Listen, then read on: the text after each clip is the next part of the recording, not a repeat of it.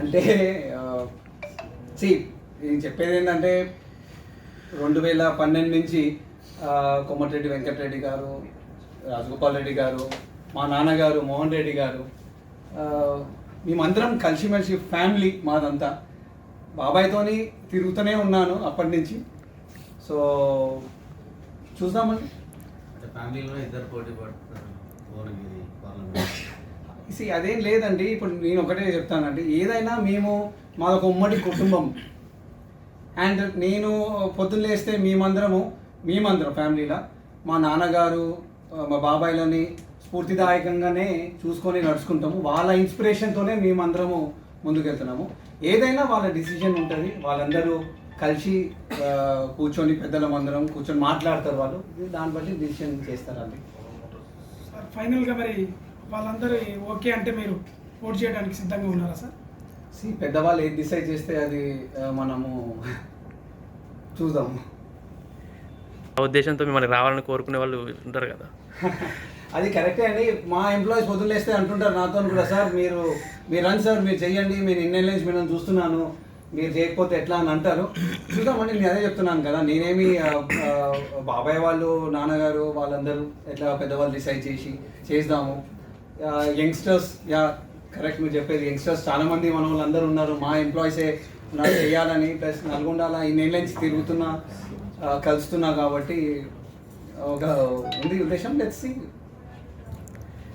రాష్ట్రంలో కోమటిరెడ్డి గారి అధికారంలో ఉన్నారు కాబట్టి ఆయన భువనగిరి నియోజకవర్గంలో పార్లమెంట్ పరిధిలో ఆయనే చెప్తే అన్నీ జరుగుతాయనే విధానం ఒకటి ఉంది.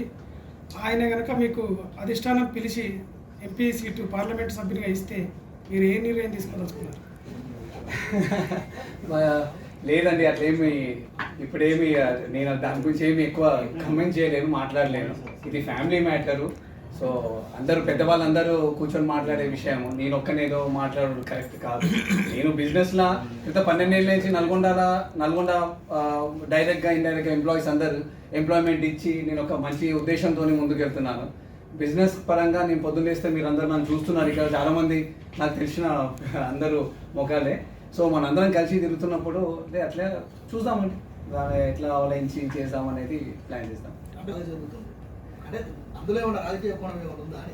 అంటే అట్లా నాన్నగారి గురించి మీకు తెలుసు. నాన్నగారు 34 ఏళ్ళు ట్రాన్స్పోర్ట్ డిపార్ట్మెంట్కి సేవ చేశారు. గవర్నమెంట్ ఆఫ్ తెలంగాణ, ఆంధ్రప్రదేశ్ తెలంగాణ సేవ చేసినారు 34 ఏళ్ళు.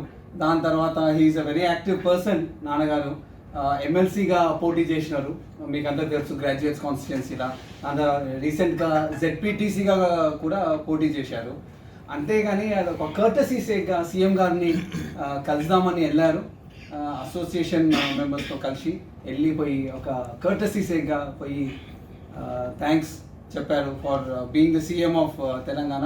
ఎందుకంటే నిజంగా చెప్పాలంటే తెలంగాణ మీకు అందరికి ఏమనిపిస్తుందో కానీ నాకైతే తెలంగాణ ఇప్పుడే వచ్చింది. మనకు కాంగ్రెస్ గవర్నమెంట్ డిసెంబర్ 3వ తారీఖు వచ్చిన తర్వాతనే వచ్చినట్టయితే నాకైతే అనిపిస్తుంది. నేను అదే చెప్పాను కదా, I can't comment all that. అదంతా పెద్దవాళ్ళు కూర్చొని మాట్లాడుతూ చేస్తారండి. అన్నీ చేయమని చెప్పి అంటున్నారు. Is also very active person. మీరందరూ ఇందాకనే కలిసి డాడీని కూడా మాట్లాడినారు ఉంది. కానీ బట్ అదే చెప్తున్నాను మళ్ళీ, same decision of family is important. So వాళ్ళు డిసైడ్ చేస్తారు. సో మీరైతే తొందరగా రాజకీయంలోకి రావాలని మేము కోరుకుంటున్నాం సార్. అవకాశం వస్తేనా మళ్ళీ అదే చెప్తున్నాను మళ్ళీ కూడా. సో అధిష్టానము దెన్ పెద్దవాళ్ళు డిసైడ్ చేసి భువనగిరి మా సీట్ అని చెప్పి మనం చేయమంటారా, లేకపోతే లేదు నల్గొండలో చేయమంటారా అనేది totally it's up to the family and CM గారు అధిష్టానం. Right sir, thank you.